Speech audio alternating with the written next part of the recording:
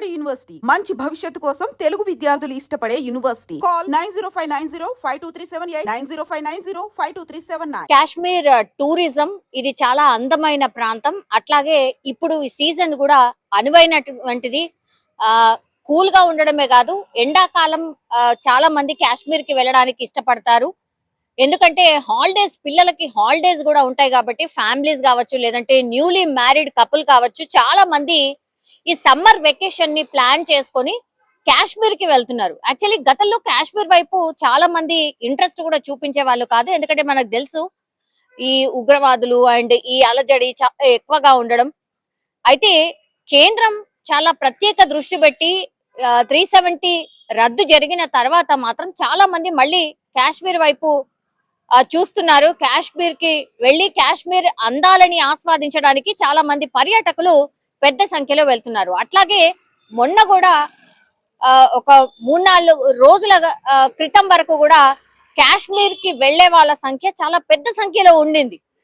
కానీ ఎప్పుడైతే ఈ ఉగ్రదాడి జరిగిందో, ఉగ్రదాడిలో అమాయకమైనటువంటి పర్యాటకులు ఎప్పుడైతే చనిపోయినరో, 27 మంది చనిపోయినరు. చాలా మంది గాయాల పాలై ఇంకా కూడా హాస్పిటల్స్ లో ట్రీట్మెంట్ చేసుకుంటున్న పరిస్థితి అయితే కనిపిస్తోంది. దీని మీద కేంద్రం చాలా అంటే చాలా సీరియస్ అయిన సిచ్యువేషన్. అమాయకమైన ప్రజలు, దట్టు ఏపీకి సంబంధించిన 2 చనిపోయినరు. నెల్లూరు జిల్లా వాసి మధుసూదన్ రావు, ఆయన సాఫ్ట్వేర్ ఉద్యోగి. యాక్చువల్లీ ఆయన బెంగళూరులో నివాసం ఉంటూ అక్కడే సాఫ్ట్వేర్ ఉద్యోగం చేసుకుంటున్న పరిస్థితి. గతంలో అయితే ఆయన అమెరికాలో ఉండేవాడు. అయితే అత్త మామలు అలాగే అమ్మా నాన్నల ఒత్తిడి వల్ల, నువ్వు సంపాదించుకుందేదో సంపాదించుకున్నావు బాబు, ఇంకా సెట్ అయ్యావు కదా, ఇంకా మాతో పాటు వచ్చి ఉండు, మా దగ్గర ఉండు అన్నటువంటిది రిక్వెస్ట్ చేసిండ్రు. ఎవరు, ఆయనకు మ్యారేజ్ అయింది, అత్త మామలు కావచ్చు లేదంటే అమ్మా నాన్నలు, వాళ్ళు రిక్వెస్ట్ చేయడంతో ఆయన ఇండియాకి తిరిగి వచ్చేసాడు. అమెరికా నుంచి వచ్చేసి ఇక్కడే బెంగళూరులో నివాసం ఉంటూ అక్కడే హ్యాపీగా సాఫ్ట్వేర్ ఉద్యోగం చేస్తున్నాడు. సో బానే అంతా సెట్ అయిపోయింది, బాగున్నారు, అందరూ హ్యాపీగా ఉన్నటువంటి టైంలో వాళ్ళు కూడా కాశ్మీర్ టూర్ కి వెళ్ళాలని అనుకుంటున్నారు. అందులో భాగంగా కాశ్మీర్ టూర్ కి కూడా వెళ్లారు. ఈయన నెల్లూరు జిల్లా కావలికి సంబంధించిన వ్యక్తి. పాపం ఏ తప్పు చేయకుండానే ఈ టెర్రరిస్టుల చేతిలో బలైపోయిన పరిస్థితి. వీళ్ళ తల్లిదండ్రులు, అత్త మామల కన్నీరు వాళ్ళు విలపిస్తున్నటువంటి విధానం అందరినీ కూడా కలిచి వేస్తోంది. ఎందుకంటే ఇంకా కొడుకు కావచ్చు, అల్లుడు కావచ్చు, ఇంకా మాతో పాటే ఉంటాడు, ఇండియాకి వచ్చేసాడు, అమెరికా అంటే మనం వెళ్ళలేము, దూర ప్రాంతం, చాలా కష్టం అనుకున్నారు.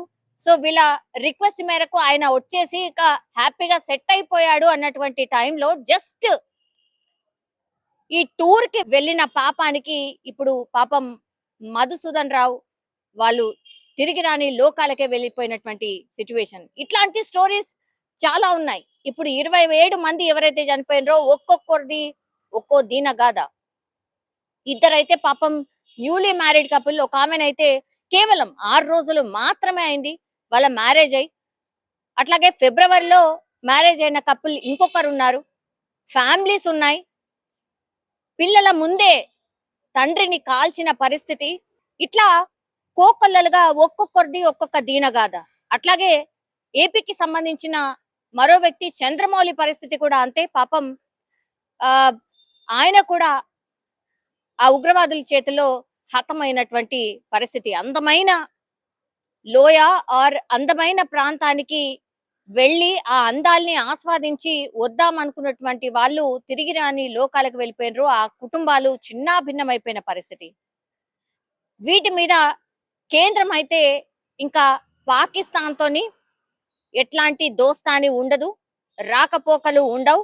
పాకిస్తానీ వాళ్ళు ఎవరున్నా సరే మా దేశం విడిచి వెళ్ళిపోండి, ఇది కరాఖండిగా మన దేశం పాకిస్తాన్కి ఇచ్చినటువంటి మెసేజ్.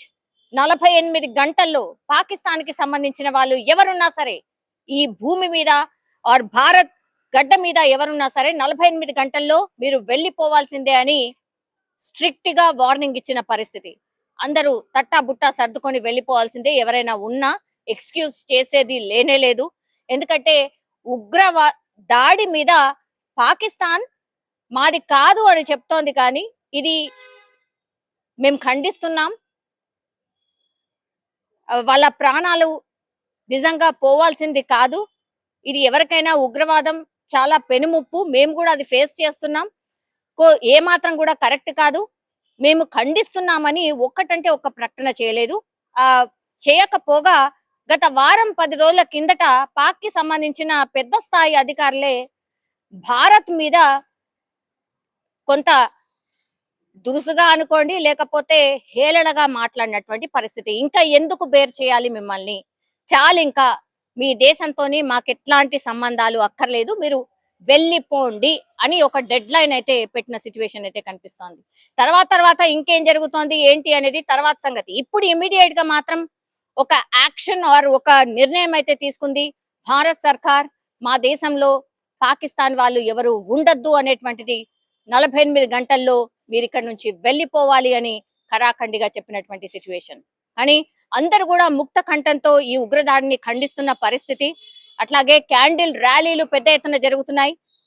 డెఫినెట్లీ వీళ్ళ మీద రివెంజ్ తీసుకోవాల్సిందే అని అందరూ మాట్లాడుతున్న పరిస్థితి అయితే కనిపిస్తోంది. ఉగ్రవాదాన్ని ఏ దేశమైనా సహించేది లేదు అని చాలా మంది దేశస్తులు కూడా మన దేశానికి మద్దతు తెలుపుతున్న సిచ్యువేషన్ అయితే కనిపిస్తోంది. ఈ పాకిస్తాన్ వాళ్ళు ఎవరున్నా సరే వెళ్ళిపోండి అనే డిసిషన్ కూడా అన్ని దేశాలు సమర్థిస్తున్న సిచ్యువేషన్ అయితే కనిపిస్తోంది. బట్ నిజంగానే పాపం అమాయకంగా జస్ట్ ఒక పర్యాటక ప్రాంతానికి వెళ్తే చనిపోయినటువంటి పరిస్థితి ఇది. పాపం ఎవరు కూడా జీర్ణించుకోలేనటువంటి సిచ్యువేషన్. అట్లాగే అందరు కూడా పెద్ద ఎత్తున ఇప్పుడు కావలిలో మధుసూదన్ రావు అంతిమ యాత్రలో పెద్ద సంఖ్యలో వాళ్ళ బంధువులు, మిత్రులు అండ్ ఈ విషయాన్ని తెలిసిన వాళ్ళందరూ కూడా వచ్చి ప్రగాఢ సానుభూతిని తెలియజేస్తున్న పరిస్థితి కనిపిస్తోంది.